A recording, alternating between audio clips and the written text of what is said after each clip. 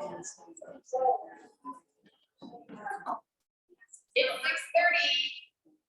Oh, whoa, that was quick. Guys, hi Zoomies. I'm Pearce, Executive Director of the Beaches Museum. Is this anybody's first time in the chapel? Oh, I love it. Welcome. Hopefully it is not your last. There may or may not be paranormal activity in this chapel, but there definitely is. So, not according to Jamie though. She's the professional, but I think there's. So, but not as much as the second floor bathroom at the Beaches Museum. So, we're so excited to have you here tonight. We are still in hybrid land, although all of our Boardwalk talks we end up putting up on YouTube and have them available for other people to see, even if they miss it on the actual night. But certainly, especially this day and age, great to have you here in person. Great to see the top half of your faces. I want to recognize, do we have any Beaches Museum members here today? Wonderful, thank you. We love you. We appreciate you support us. You help us do everything that we do. I want to recognize also our board members, Katie Lemaster and Doris McNeil, who also happen to be on our membership committee. So if you're not a member, they are conveniently located right here at the back of the chapel to answer any of your questions. A couple things that we have going on right now. I will say I'm so excited to say that we unveiled the historic marker that denotes the location of Manhattan Beach on Saturday. And so that's at Hannah Park Access 8. If you're not familiar with Manhattan Beach, please go to our website and look it up. It is was a Black only resort area, which is where Hannah Park is now. And basically nothing remains of the area since the early 1900s. So now there's a historic marker that denotes that location. And we were able to have a big group of people out there to unveil it and to mark the occasion. So that was really special. The exhibit that we have right now up in the museum is the Timaquan Parks Foundation exhibit, and it is a beautiful, has anybody seen it? A few of you have seen it already. It's going to be up until November 8th, I think is the last day, whatever that Sunday is. November 7th will be the last day it's available to the public. It's a traveling exhibit done by the Timaquan Parks Foundation, and it talks about parks you've never even heard of in Northeast Florida. And if you think you explore your area a lot like I do, you're wrong. And you will see that when you go to this exhibit. There's just parts that you will be hopefully inspired to go out and learn about. But it talks about the history, archaeology, science, nature. It's an art exhibit as well as all of those other things. So we encourage you to come down to the museum and check that out. We have a big weekend coming up in early November. We postponed our Beach Legends event due to COVID until November 5th. So the invitations just went out for that, but this is an event. It's our gala event, our biggest fundraiser of the year, and this year we are honoring Mike Shackelford, Susan King, Curtis Loftus, and Pastor Tom Berry, who we actually will be our first posthumous honoree. So we lost him to COVID last year. So it should be a really wonderful event for the Beaches Museum, for the attendees and the honorees. So we're really looking forward to that. And then No Rest for the Weary, the 7th of November will be our second in a series of Florida Chamber Music Project concerts. So those are held right here. Those are done by the Florida Chamber Music Series. So if you want to buy a ticket, go to their website, although I think you can find them through us as well. So I also want to say I'm so excited, if you haven't seen it yet, our new brochure. And Jen Begley, who is our Zoom queen here, is also our marketing queen, who worked really hard on this. And inside is an artistic rendering of our history park, done also by Curtis Loftus, one of our legends. So it's just a beautiful piece. If you want to take it, suitable for framing, please do. And we hope that this will be great for our visitors and for our members alike to reference the Beaches Museum.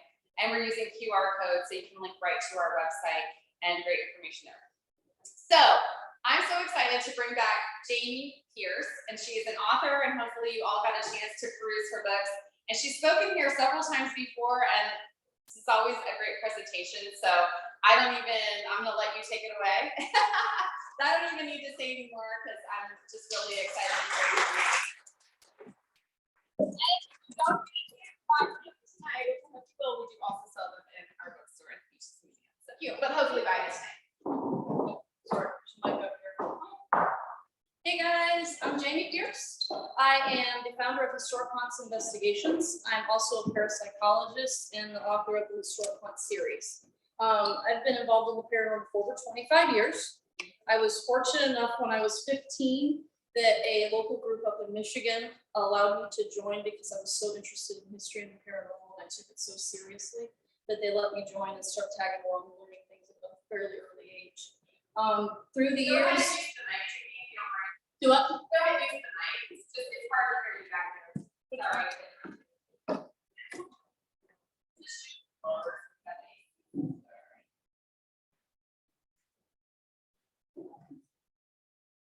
How's that? Is that better? Okay, sorry. I had COVID twice, so forgive me if my lungs aren't what they used to be. I've been involved in the paranormal for over 25 years, and like I said, I started with Michigan, group in Michigan, and they allowed me to tag along at a very early age. So I started learning when I was 15 or so, but I had my first experience when I was 5. My mom used to flip houses when I was a kid, so every year it was literally a new house. So it was a new adventure. It wasn't scary or anything like that. And we had just moved in. It was our very first night there. Mom tucked me in, and about 3 o'clock in the morning, I woke up to an elderly woman standing next to me. She leaned over, kissed me on the forehead, tucked me in, and disappeared. I got up, flew out of bed, ran through the house trying to figure out what was going on. The cat's asleep, my mom's asleep, there's nobody else there. So the next morning at breakfast, I asked my mom, do you believe in ghosts? And she's like, oh Lord, now what? Because I was always interested in the weird things, the Loch Ness Monster and UFOs and everything else. So we go down to the library and I go up to the counter and I ask for a book on ghosts. And they try to lead me to the section of all these little, spooky little kids stories. And I'm like, no, the real thing. So that's kind of what started the whole obsession. Fast forward years down the road, I start my own group, Historic Haunts Investigations. Early on, I went to school. I went to the University of Virginia for business, and then I'm like, this isn't me. I need to figure something else out. I've always wanted to write a book, so I take some classes on writing. Then I go back to school. I get my PhD in parapsychology, and 5 books later, and I've investigated in 26 states in 3 countries. So I've made a career out of childhood obsession. Plus, I love history and old buildings and all that stuff too. So I just kind of combine the two. A lot of people ask me what my favorite investigation or what my favorite haunted hotspot is. How many of you have heard of the Myrtles Plantation? The Myrtles Plantation. Oh my gosh. The Myrtles Plantation is one of the most haunted places in the United States. It's in St. Francisville, Louisiana. And it's now a bed and breakfast. It was built in the late 1700s, and it was a plantation. And Chloe was one of the slaves that lived on the property. She was caught eavesdropping, so the owner of the plantation cut off her ear as punishment. Well, she gets big doo-doo trouble. She gets chased down. She ends up getting killed. Her ghost comes back to haunt the place. Well, the big trouble she gets into is she poisons the family because she figured if she makes a cake with a Lee in her, she'll make everybody sick. She'll get brought back into the house and get the easier work because she'll know how to fix everybody and heal them. So she'll get brought back inside. Well, that didn't work, and the children and the wife died. So she ended up getting hung, and her ghost is still there. But now that it's a bed and breakfast, she likes to cater to the guests and make sure everybody's okay. Well, one of the things she said to do is tuck people in at night or put an extra blanket on the bed if it's going to be a little chilly. You got to remember, this building's from the 1700s. It still has old windows. It has breezes out of nowhere and everything else. Not good insulation. So it's chilly in there even with the heat on. I get to go out there and investigate. I'm told there's other people on the property, but I've got free reign, the room I'm in and the whole upstairs. I get there and everybody had canceled. So I'm out there all by myself. And the Myrtles Plantation is out in the middle of nowhere for miles, yes. And I'm just like, okay. And they said, well, the caretaker will be one of the outbuildings if you need anything. And I'm thinking, which outbuilding? Up there. And I'm like, okay, I got this. This is cool. And then I'm like trying not to totally geek out because. So I go through, I take base readings, I see what the normal temperature is, I see where the normal drafts are, what's normal for the house, what floorboard creaks or window has a breeze or whatever. And not getting a lot going on. And one of the stories is the one man that was killed on the staircase, he climbs to like the 13th step, and you hear the footsteps, and then he drops dead. And I'm in the main parlor area, and I hear on the steps. So I run over to it, trying to figure out what's going on, and it stopped. And then I listen again, and I hear it again. And I realize the window at the very top of the steps, when the wind blows, it vibrates just enough that it sounds like there's steps. I'm not saying there's nothing or nobody on the staircase, but I debunked that incident. So nothing else is going on. It's like 2 o'clock in the morning. So I decide to go to bed. I've got a long drive by myself back to Florida the next morning. So I go to bed and I throw the blankets at the end of the bed, and I've got cameras set up in the room, and I was like, okay, Chloe, if you want to tug me in or if you want to come visit me, everything's on, we're good to go. So I lay down, I go to sleep. About an hour or so later, I wake up. The blankets are all the way up here, perfectly tucked in, all the way down to both sides. And I'm like, yes, Chloe was here. I caught something. I know I did. I get up, I go over. Oh, the camera's battery's dead. Crap. Go to the next camera. It's unplugged. I go to the next camera. It's turned off. And I'm like, really? The digital recorders and all 3 cameras are off and not working and batteries are dead? So I figure, okay, it's been a long night. It's late. I forgot to plug something in. I forgot to change the battery, whatever. So I change up batteries. I plug everything in. I turn everything on. Everything's working. So the blanket's back at the end of the bed. Lay back down. Okay, if you want to come visit me.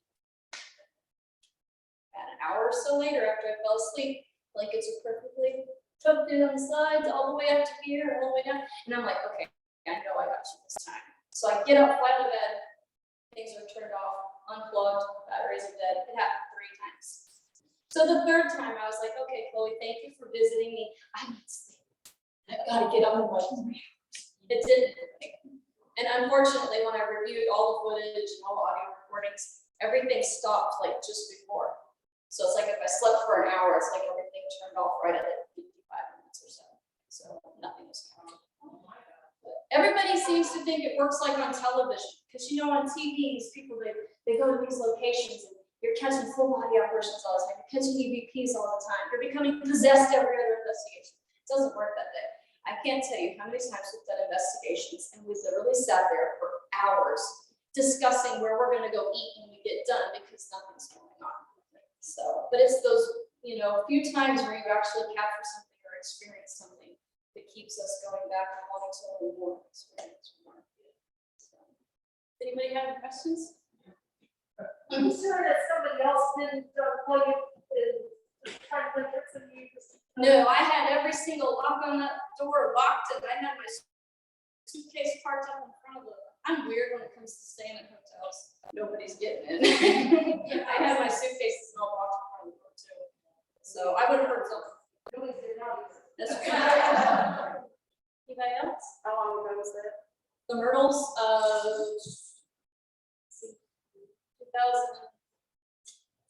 February of 2010, I believe it was. This is when I was with the investigation.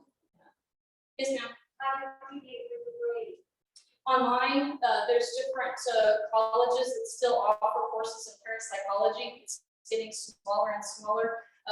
The Berkeley in California actually used to offer them, and the University of Virginia a long time actually offered them too, but a lot of them, for some reason, are doing away with paranormal, and it's an interesting field. It's like people want to talk about it, but then they don't want to talk about it. So yeah. Yes, ma'am. Do you ever let people tag along? Not usually, just because of something happened a few years ago. Somebody that was a friend and I thought would be okay and acted like a complete fool and idiot. And since then, I'm like, no, if you're not trained and already have been through everything, then just can't do it. Embarrass me in front of the owner of the location, and yeah. So unfortunately. Anybody else? Yes, ma'am. Did you notice an increase in your sensitivity when you were pregnant? I did, and then after COVID, I've become a lot more sensitive after getting COVID. When I was pregnant, especially, like everywhere we went, my husband's like, "Oh my God, everything's haunted now." I'm like, "No, it's like I'm sensing things." And our daughter, she's 5 now. She's sensitive as well.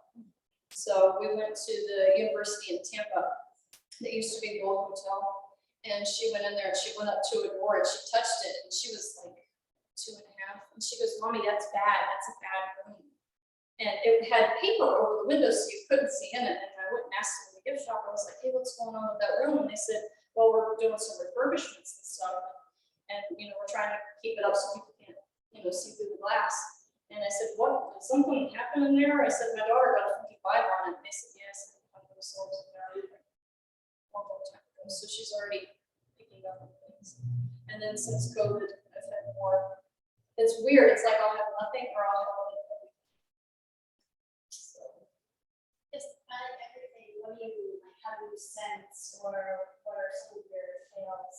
I am post-cognitive, which means sometimes I see things from the past. It doesn't always work. A lot of times I try to just block everything out so I'm not constantly picking up on stuff. I've been places, I'll go somewhere and I've never been there before, and I can tell you every single thing about it.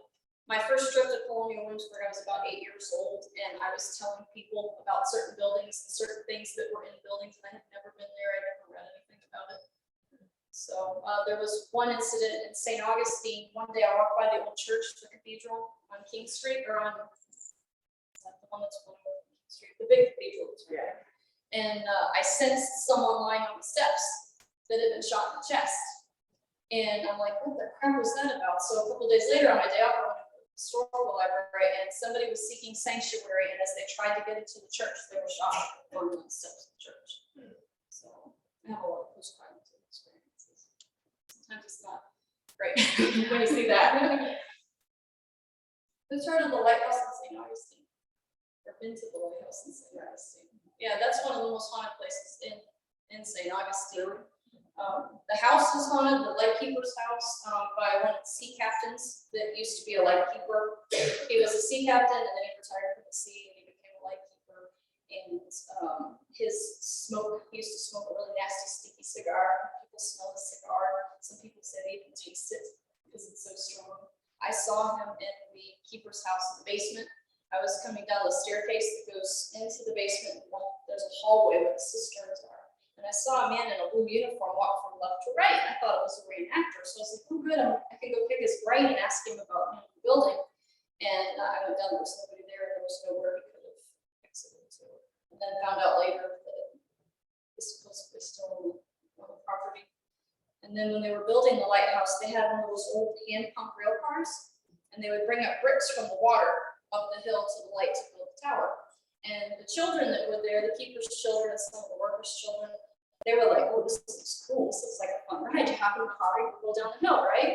Well, they didn't know the brake had been taken off at the end of the hill. And the car went down and flipped over into the water. And it was 3 of the children actually died in the accident. And they haunt the park area and the grounds. People have seen children running and skipping. They've heard giggling. We caught giggling on the digital recorder, and we had a ball as a trigger object, and I made like a pivot in the ground so the ball wouldn't roll from the ground being uneven. And the camera beat, which meant the battery was dead. So I turned around and changed the battery, and I turned it around, the ball didn't went that far. And I figured, okay, maybe I bumped it or whatever. So I put the ball back. As soon as I got the ball set up, and I said, hey, is there anybody here that wants to talk to us? The camera beeped again. I'm like, crap, I'm thinking I forgot to charge the batteries. Turn around, change it, the ball went again. It was me and 2 other people, and one of them was right here. Was here, so nobody could. I saw him the entire time.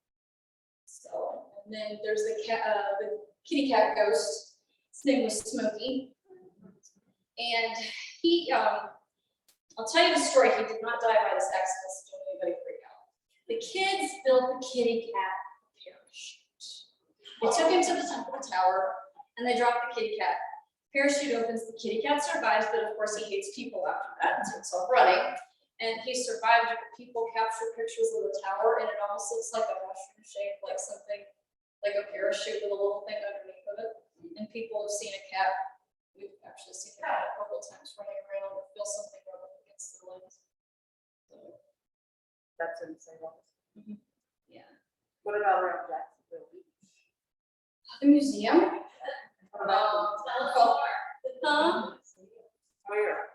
And upstairs in the ladies' room seems to be the hot spot. I don't know what was in there. I think it's something from when the building, before the building was here. But it's got a high all of its own in there. I know people have reported the door opening. I think it was the trash can moving, wasn't it? Right? That was before my time. Okay. And there's definitely about it. Right? You have to go over there and just sit for a minute. Pauline's Irish Pub. One of their servers, she was killed by a car one night, and she's still in there doing stuff and helping in the kitchen, messing around with people and stuff. We know the sisters that own it, and they said that she's there quite often doing stuff and checking everybody. What kind of things? Just moving stuff around. One time she got mad at somebody and she threw glass because they weren't doing their job. So it was like an attention getter, like, hey, come on, type thing. So yeah. But if you go over there, ask Leanne. She's one of the waitresses. She was best friends with her, and she's seen her the most, and she talked about it. So, anybody have any questions? Yes, ma'am. Do you have like a dream location that you would love to investigate that you can't for security reasons or whatever? Well, the Myrtles when I was little, but then that dream came true because I actually became friends with the owner of it. I didn't even know she owned it, and I'm like, what? So I'm trying not to be like, Like a White House or something, like. I'm trying to think. There's a lot in England and stuff. Chilean Castle is one of the most haunted castles in England, and my family, who I don't really want to admit, her family are supposedly haunted there. Edward Longshanks. Yeah, they supposedly haunt there. I think the Hellfire Caves is interesting. It's got a really bad backstory, like bad stuff happens, really nasty stuff to women and stuff there, but there's supposedly so much activity. I like to go places that are supposedly really active to try to actually capture the evidence, because we've done so many investigations where, like I said, you sit there for hours and nothing happens. Ghosts don't perform on cue. So many people think you go to a haunted spot, but look, it's just going to show up, hey, I'm Casper, who are you? And it doesn't work that way, unfortunately. Excuse me. I think it'd be cool to investigate Wrigley Field. I'm a huge Cubs fan, so I'd say Wrigley Field. How about New Orleans? There's a lot of great spots in New Orleans. The Dauphine Orleans is in one of my books. Trying to think, Marie Laveau, of course. I'm trying to think. Dauphine Orleans and its sister hotel, which is just totally going out of my head right now. The Andrew Jackson's haunted. There's so much stuff. There's so much energy, and then since Katrina, it just kind of stirred things up. And now there's somebody in town that has a haunted museum that has a lot of artifacts that are supposedly haunted in the museum, which stirs more stuff up because people attaching or spirits attaching themselves to stuff. I remember when I went. I wished I remembered which house or hotel.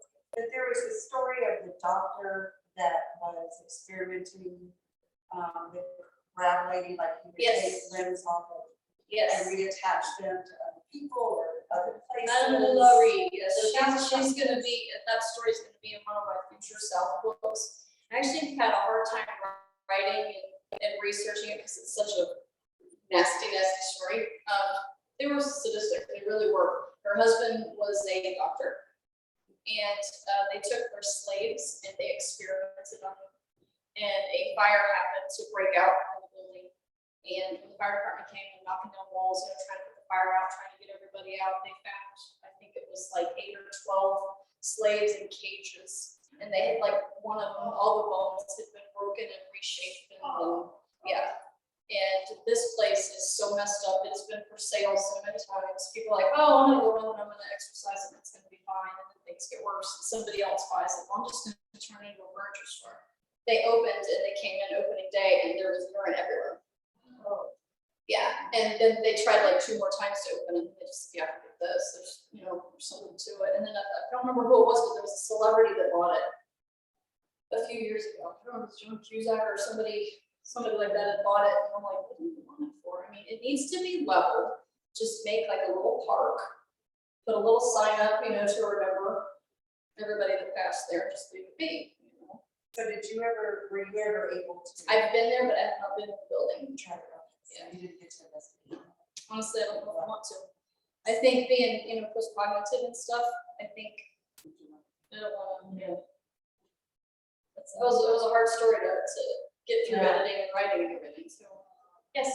I was gonna ask if spirits seem to hang where they died, and I was wondering if they go elsewhere, because you just said they seem to attach themselves to something. Some attached to an object, some stay in location, some kind of just travel and kind of go, you know, there's some that just roam all over St. Augustine or whatever city. There's a ghost carriage in St. Augustine on Spanish streets when it's most often seen, but it goes all the way down Spanish Street. People hear the cloppity clop of the horses and the sounds that the horses make, and they'll hear people chattering and like talking in the carriage. There's been issues or incidents where someone's attached themselves like jewelry or mourning jewelry, or you know, something that's got like very personal meaning. My mom years ago bought a rocking chair. She went to a estate sale. She's all the time buying old stuff to refinish and resell. And she's looking at this rocking chair. She's like, why? It's pretty. It's only $5. I'm like, yeah, there's a reason it's only $5. Don't mess with it. She got it home that night and she was like, we got to get rid of this rocking chair. There's something attached to it. I'm like, you think? So I had a K2 meter at the time. That was all I had. It picks up the electromagnetic field. And I put it on. It was going off the charts. I'm like, yes, just stick it in the garage or something. And some poor sucker drove by and was like, oh, I like your rocking chair. Why are you putting it in the garage? You gonna sell it? And she's like, yeah. I'm like, we'll give you $20 for it. And I'm like, and you didn't tell them? It's got something with it. And then a lot of people ask questions about animals, you know, if animals are ghosts as well. Yes, very much so. My cat Cosmo, she died about 15 years ago. And when my husband and I got together, we were engaged, we got a house, and I said, I want to warn you. My dead cat Cosmo comes with me. You'll probably see her from time to time. He's like, no, whatever. He didn't disbelieve in ghosts, but he'd never experienced anything, so he didn't, you know, wasn't a full-blown believer yet. So he falls asleep on the couch. I went to bed. He's watching the Jaguars lose. Sorry, I'm the Saints fan. You got to the Jaguars. Anyway, he falls asleep. And I'm in the bedroom, and all of a sudden he says he wakes up and he felt something jump on his legs, and he thought it was our living cat, Griffin. And he goes to pet her. Nothing there. He sits up, there's nothing there. The house we lived in had hardwood floors. He heard it jump on the floor and like little pit patter. And he's like looking around, and he's like, he comes running down the hallway, Jamie, wake up, I just, your dead cat just visited me. And I'm like, oh my God, okay, good, okay, she likes you, you're good. And then when I was pregnant, I told my mom she was concerned with me going into labor. I was 37 when I had her, and you know, they kept doing the, oh, it's your advanced age and everything, you know, I'm like, oh my God, I'm 37 years old, I'm not old people. So my mom was starting to get concerned that they were worried that I was older and having a kid. I'm like, Janet Jackson, everyone's 50 now, come on, leave me alone. But anyway, we got up, we were, you know, preparing and packing stuff for the hospital and everything. And I said, don't worry, Grandma will be there. And you know, Grandma died when I was 16. She's like, yeah, Grandma's gonna be in there with me, don't worry about it, I'm okay. So when I get into the the delivery room, my mom comes in a little bit before, you know, everything happens. She's like, is Mom here yet? And I'm like, no, Grandma's not here yet, okay? She'll be here when the time comes. She's not gonna hang around and waste time. She's gonna show up right as everything started, and I started to have my daughter. Grandma was standing right here next to me. And my husband, I noticed he kept looking over us. He's like, breathe. Look at my Grandma was in the delivery room with me. And the nurse believed in it that was in there with me. And I said, my Grandma was standing in there. She says, my hairs on my left arm kept standing up. She said, I felt like somebody was there and I couldn't see them. Yeah. We got dead cats and dead family members visiting us all. Any questions? Yes. My wife had shadow people visitors. And one of the people that she sees in the shadow room is a dark room. Very big eyes, he's like, oh yeah, the ceiling is so big. And they just move around, visit with each other, but if we turn the light off, they're gone. Do you know anything about the building, or do you have like an old piece of furniture or something in there that's? There's no piece of furniture in that room. Might be attached to that. Yes. We always collect old furniture. Yeah, my mom will sell you a rocking chair. When I call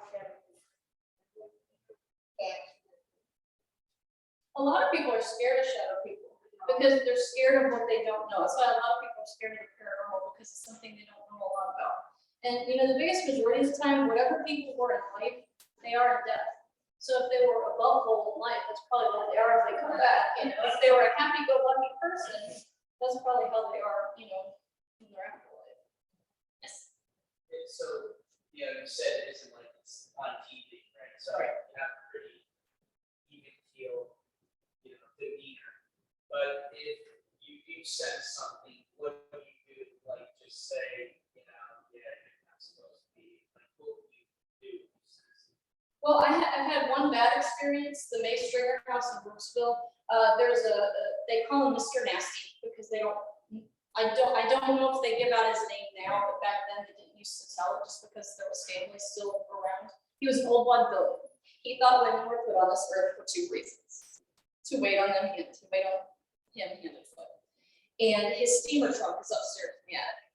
And he's been known to kick people, scratch people, push people on the steps. And I told my husband when we investigated, I said, I want to do it a little differently upstairs. We do the first 2 floors the normal way we investigate, but the upstairs, I want to take it as we're just going up there to like refurbish, try to restore the area and not come up there, hey, is there anybody here? You know, stuff like that. Because I didn't want to take off. Anyway, while we were up there, the energy just completely shifted. And didn't even have time to think. I just told him we need to get out of here. By the time I said that, I got hit in the chest. I had scratches and blood coming up on my arm. Yeah. We grabbed the equipment. My husband's like, no, we need to get out of here. And I'm like, there's $2,000 worth of equipment up here. I'm not leaving it. I don't care if I die. I'm getting my stuff out of here. You know? So we grab everything, go downstairs. We told the ghost what happened. And she said, yeah, that's Mr. Nasty. You know, you're an outspoken woman. You speak your mind. And I said, I didn't do anything. And she's like, yeah, but who knows who you are? Because during the day, they walk through and they say, hey, we're going to have an investigation tonight. And then I guess I tipped him off. So there's been other times we've told people they're spirits, you're not welcome here. We've eased some stuff up. People that have had issues in their house, you know, a little bit too rowdy, or people getting scratched and stuff like that. We just kind of tell them, hey, you need a shot. It's not your house anymore. You know, some people, depending on religion and stuff, some people will tell them, you know, you might have your priest or somebody bless the place. There's different things you can do. You can put salt down the perimeter of the house. Some people believe in the holy water method. So it just kind of depends on, you know, what route you want to take with that.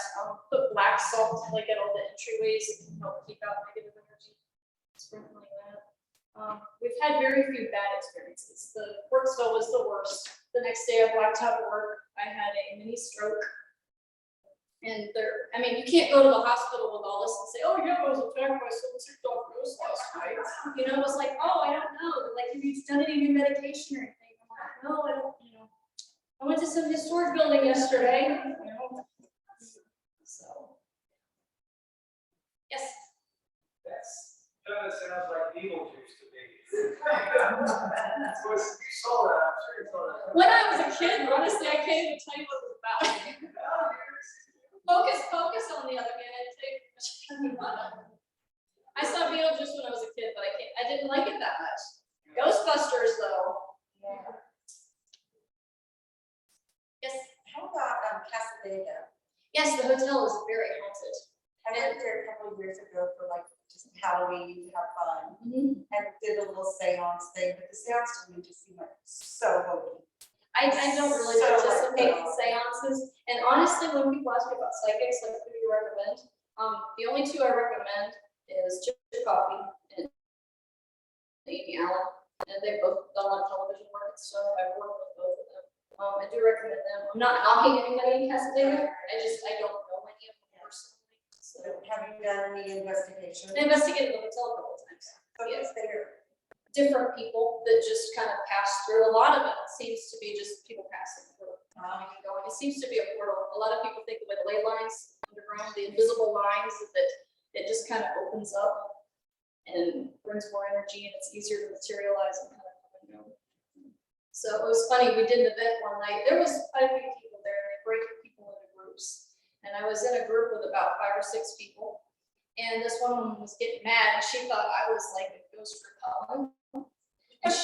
And I'm like, I'm the one that's here trying to talk to him. I'm not a ghost repellent. And then we found out she had like 7 or 8 crystals on that she had just bought. to ward off spirits, ward off this, and protection. And I'm like, yeah. So, you get your hand up too, man. I did. You mentioned cameras, you said something about K2 behavior. So I'm interested in how do you keep your records? Written records? Yes, I'm old school, paper and pencil. I've got a packet when I do investigations, it's about 10 sheets. It's all the waivers, and then it goes into jotting down the history and jotting down stories that the people tell me that either live there or work there. And also, how are they acting when they're talking to you? Do they act like they're, on some medication or something? That's one thing when we do, especially private homes, we have to ask people, are you on any medication? Do you have any depression issues? And it's like, not trying to be mean, it's just we have to know all this stuff because some of the medicines cause side effects. And then we do a base reading when we go in, we check what's normal for the building. Like, okay, it's chilly in here, is this the normal temperature? So we check like thermostats, we check if there's a breeze coming through a window or where the air vents are, or this air vent doesn't work. High EMFs, which is electromagnetic field. A lot of older buildings that haven't been grounded or rewired, they can put off a really high EMF. And when you have that, it can cause hallucinations. It can cause people to black out. It can cause people to hear voices. If gas, like if there's a gas leak, that can cause issues too. So we try to jot down all that information. And then when we do the investigations, where were the meters? Where were the cameras? How long did we spend in each room? And everything I do pen and paper. And then we go in, write down everything we experienced, each one. Because there's some people, one person that used to be on my team before he moved, we called him the deterrent. Because wherever he went, he was bald and he was rich. We always joke that he kind of screwed them all because of his appearance, But we did an investigation in St. Augustine. There used to be an antique store. It was called Antiques and Uniques. Tiny little building, but it was one of the original city jails in St. Augustine. Very, very active. And there was a little boy that would play in the hallway. He'd go wait for dad to get off work and he'd be sitting in the hallway rolling his ball around. So we have him go in there. I'm like, I'm just going to leave him and let him do his thing. And he captured it. It was his very first EVP. And it was a little boy saying, "Shh, what are you doing in here?" And he freaked out when he replayed it. He didn't hear it at the time because he didn't have a real-time recorder, which is when we're recording EVPs, we can actually hear what's going on. And he didn't have that at the time. It was just an old digital. So when he played it back when he got home, he calls me. He's like, "Oh my God, you're not gonna believe what I captured. I actually heard a EVP. A ghost talked to me. A ghost saved me." So since then, he's moved and he started his own group, and yeah, he's had more experiences. So. It depends. I've got 5 core people that are like, you know what I mean? And then I've got people in different cities and stuff, certain areas. I've got people I rely on, Orlando, and Savannah, and Williamsburg, and different places like that. So I try to keep it small because the more people you have, you can contaminate. And somebody might be in another room, you don't think you're going to hear them if they're on the next floor down, but you end up with this. Yes. Can you tell us about this church? I don't really know much about it. The nice ladies and gentlemen that work here, they can tell you the history. Somebody said that there was something in here, but I haven't picked anything up. It's just very peaceful. But it's been moved, what, 4 times? It's 4 locations. So it was built in 1887. It was right up here at the time, Pablo Beach. There was a big Grand Hotel called the Marine Hall Hotel who would come down the entire winter and stay here. So they pulled their, I think, $800 to build this chapel. And you can see where the original chapel ends here in the aisle. This is actually an expansion. So built in 1887, right up here on 2nd Avenue, 2nd Street in Jackson, Pablo Beach. It was moved in the 50s to St. Paul's by the State School, which is where it was expanded. It was also moved, turned. Back when you could just like lift up buildings and throw around. And then it moved to Neptune Beach in the 70s. So that's where most of us remember it, and they went to expand their gymnasium or cafeteria or whatever they call it, and needed this space, and so they gave it to the area historical society for $1. We moved it back here, refurbished it, and brought it back to it. We had another organization. There's a show on the CW called Local Hot. They came out and did some investigation here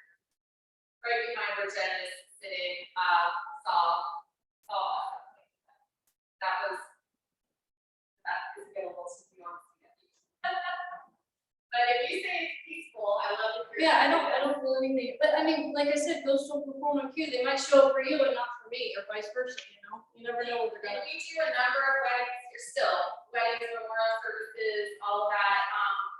The only, we have someone who, our event planner has a dog, and she will sometimes come over here, or cat dog, come over here. And the only place he wouldn't go is the foreman's house, which is across the way, he wouldn't even set foot on the porch, so. That needs to be something we discuss later. Not yet. But the second floor bathroom is just museum. Yes. And one on. How are we doing on time? I don't see Baker back there. Yes, ma'am. There's any local places around here, like Kingsley Plantation or? Kingsley Plantation's on it, it's in one of the books, the lighthouse in Fernandina, the fort, the marina restaurant, it's right down by the water, not the one on the pier there, but the one just before that. I'm trying to think, the old jail. About getting up in there. Yes, Very The King Well, House. I was another local group here, but, I was wondering. John Zappis investigated there with, Haunted Collector, his first season, that was one of the first investigations they did. Yeah, it's a good episode. It's a good episode. I've heard, I don't know for sure, but I heard after they removed the locket that was found, that a lot of the activity kind of quieted down, so. Yes, ma'am. Do your parents have your there? My mom is precognitive. She's had premonitions her whole entire life. So, and then her mother before her was postcognitive, saw things from the past as I do, and apparently her mother before her was precognitive. So it seems to run with the ladies. My daughter, who just came in a few minutes ago, who I've been waving at, she's 5, and we've noticed that she's sensitive to things as well. So. Anybody else? Yes.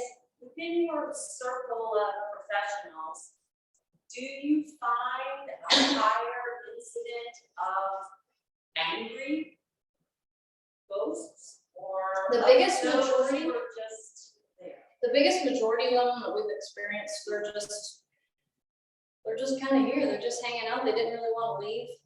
We've ran into very few nasties. Like I said, Brooksville, that incident there, and then like maybe 2 other times, which was much more minor than that incident. And then the one time we had one that was getting a little nasty, I was like, knock it off, and it just kind of like, oh crap, I'm messing with her. You know, so but the biggest majority of them, they're just really easy-go-lucky. They want their story told. You know, it's like, no, this is who I am. You know, we had one, I can't remember the name. I've investigated a lot of places, so they start running together. And she just wanted her story told. You know, she was there during the Civil War. She was absolutely terrified when they were burning Georgia, and all she could worry about was her baby. You know, and then that was the story she told us during the investigation. And nobody really knew that part about it. And I started digging later and then found records, and found out who she was. And I'm like, yeah, she's, you know, everybody talks about everybody else in here. She wanted, hey, I'm here too. And a lot of people think, oh, well, all ghosts are, they're trapped, you know, or they're whatever. And that's not the case either. The biggest majority of them, I don't think they are. Some of them, they might be scared because they don't know what holds for them on the other side because of what they did in life, or like suicide. You know, I'm not Catholic, so I don't know, so don't quote me on this. I know at one time Catholic was the only sin that was unforgivable. So some of them might stick around because, whoa, I don't know which way I would go now, you know, but I've been told that's been changed since then. So, but. Yes. Do you find that the majority of the spirits that you encounter are because of or due to murders or something that is a very nefarious, We have dealt with those, but the biggest majority of them aren't. A lot of them, like in St. Augustine and other certain cities, you know, yellow fever, you know, wiped out a ton of people unexpectedly. We had a little girl named Sarah one night on an investigation, and I started getting the name. I was like, her name's Sarah. And the meter started going off, the EMF started rising, the temperature started dropping. We could literally feel the cold air around us. And I was like, her name is Sarah. She replied with yes. And I said, I think she died from yellow fever. And the meter just started going nuts, and she was responding yes. And I said, she can't find her mom and dad. She's scared because mommy and daddy aren't here. And so we told her, by this point, whatever they died of, they're gone, because this was the 1800s, and we told her, we said, you know, like, sweetie, they're gone, they're waiting for you, they're looking for you. And we actually think we helped her pass over, because the meter died down, the temperature went back up to normal, and I went back to the historical library at St. Augustine a couple of days later, started doing research the area we were in, the family that lived there. They had a little girl named Sarah. She died of yellow fever, and then the mom and dad, I think a brother, died later of yellow fever. So I love it when you can actually get your hand on the records and prove and get the names and stuff to it. But some towns don't keep as good of records, or the courthouses burned down and they lost everything. So yes. Have you ever seen paranormal activity through like electronics or electronics? Yes, we've had things turn on and off, lights that don't work and everything's perfect. They've had the electrical checked. I'm trying to remember some of the, there was one, you know, those, they look like oil lamps, but they're not oil lamps, so the plug in. They kept having one turn off and on, and it looked like it was dimming, like, you know, when you would turn the little thing on it, it was doing that whole thing, and it wasn't capable of doing that. There was nothing wrong with it, it was brand new. They took it back, got another one that was still doing it. Radios coming on and off, TVs. Yes. I had that situation happen. I have a 5-disc platter CD, Mhm. and it's on the off position. Mhm. It cannot turn if it's off, and it turns without it being turned on. And it happens every now and then. We had one time, one house that we lived in, there was an old Victrola. Didn't work anymore. And you would hear somebody cranking it, and then you would hear the old music, but as soon as you got to try to find it, it stopped. Anybody else? Yes, You mentioned other countries. Mhm. 3 of them. So, Caribbean, down in the Caribbean. Yeah, all that. there's a lot of stuff down there. Oh, yeah. Yeah. I'm waiting to go to Jamaica and Puerto Rico. We were gonna go to Puerto Rico, and then for some reason, we canceled the trip, and then the hurricane hit. So we were like, oh. Good thing we didn't go. So, but England, Ireland, and Scotland are definitely on my bucket list for sure. Anybody else? We're approaching 20 after 7, is that good? I mentioned that you lived with your mom and you were flipping houses. Mhm. Were there any times when you guys were ready to go ahead and move into somewhere and either she had premonitions or you had some post-cognitions and you all said, okay, so. The only really weird thing we had with flipping houses, one we lived in for quite a while, which we liked. We actually found out all the details about who lived there, and his name was Jack Rector, and we loved him to death.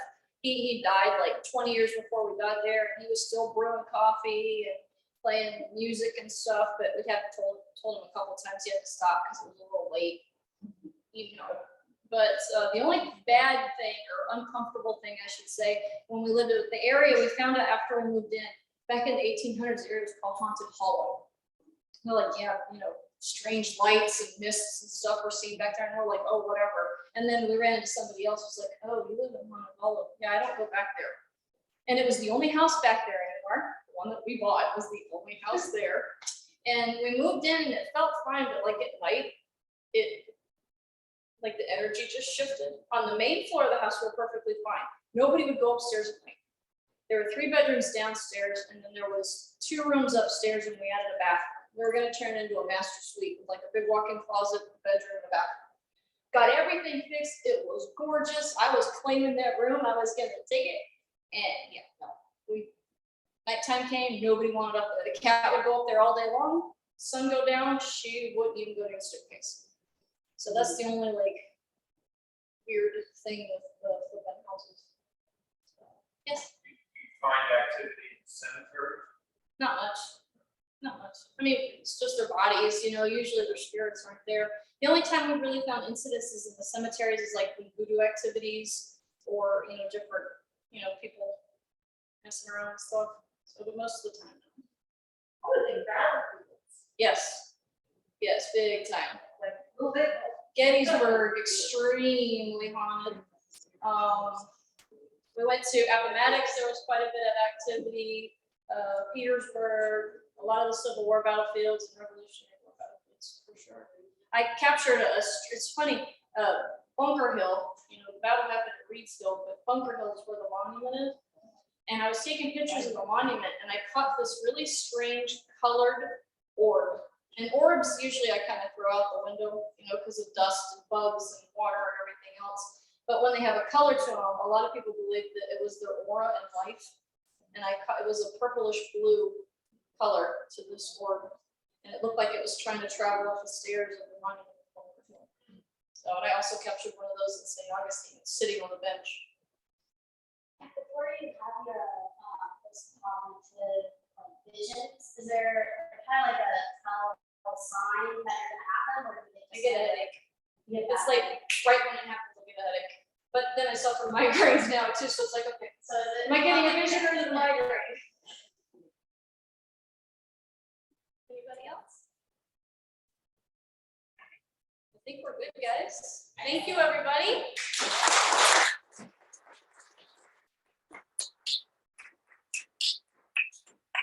Thank you so much. I think it's safe to say you'll hang around a little while. Oh, London! Okay, now it's the cutest thing I've ever seen. This is my fan club right here. And the first time I met you, you weren't even pregnant with her yet. So when she investigated the second floor bathroom at the Beaches Museum. Now, if you haven't been to the museum, now you're gonna want to go. If for no other reason. But I did want to say I forgot an event. I mentioned Legends, and we've got a big weekend that first weekend of November. But this reminded me, we have these types of events. We have a cemetery tour coming up. So it's not a spooky cemetery tour, it's a history cemetery tour. And that is where you can tell so much about the history of your community. And in this case, has anyone been on one of our cemetery tours with Johnny Woodhouse? All right. So we're normally at H4 and Smith or at Lee Kirkland across the street. This time we're going to be going up to the, is it Mayport Pablo or Pablo Mayport? Mayport Pablo. Claudia Estes is our resident Mayport expert and is going to be helping us out with that. So that is a really, really amazing cemetery. It's small and it is not a public cemetery. So you can't just go and walk through it on your own. So this is kind of an exclusive experience. But you will recognize the names. You will see Singleton and Arnold and Kings, and Elizabeth Stark has a marker there. So it's a really interesting tour. Johnny Woodhouse does a wonderful job. But I will say, I don't think we started promoting it yet. No, but you can register. You can register. So if you want to do it, sign up because these sell out 100% of the time. So please sign up. We are trying to keep our crowds limited. So when you see it, or go onto our website and make sure that you sign up to make sure that you're able to attend it. It's really, if for nothing else, than to see this beautiful cemetery. It's kind of right in the middle of this apartment community or townhouse community, and you can just imagine the kids that grew up there and the ghost stories that they must have told. But it's during the day. And